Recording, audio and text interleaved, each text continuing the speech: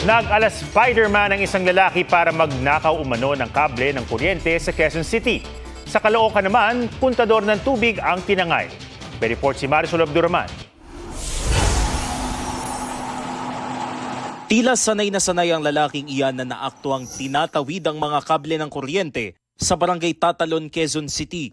Ang kanyang buwis buhay na trip, magnakaw ng kable. Sinusunog nila yung wire, tapos pag nasunog nila, ibebenta nila. Yung plastic coating na yan, masusunog. Ang matitira dyan sa pag sinunog, yung tanso na mismo, o kaya yung bronze. Yun ang binibenta per kilo. Not only naaapektuhan yung mga linya ng kuryente sa barangay, nadadamay nga din po yung mga wire ng CCTV namin.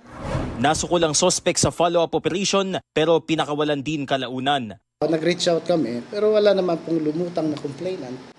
Anong sabi nila? Wala lang, parang hindi sila interesado.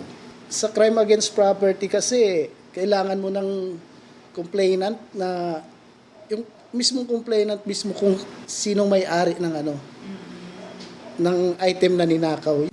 Napag-alaman ng mga otoridad na hindi lang pala sa barangay may dating record ng mga sospek. Nakulong na rin daw sila dahil sa kasong may kinalaman sa droga.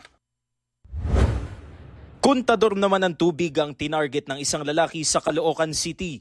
Naaktuhan siyang binabaklas ito mula sa isang bahay sa Kasumibat, sakay ng bisikleta. Ayon sa barangay, pinagkakakitaan ng sospek ang mga ninakaw na metro ng tubig. Meron dun silang kinukuha, may maliit lang, tapos merong malaki din na kinukuha nila ng buo. Tanso daw yun, binebenta nila. Hinahanap pa ang sospek na ilang beses na rin umanong nagnakaw sa ibang lugar. Gabriel Gonzalez, GMA News.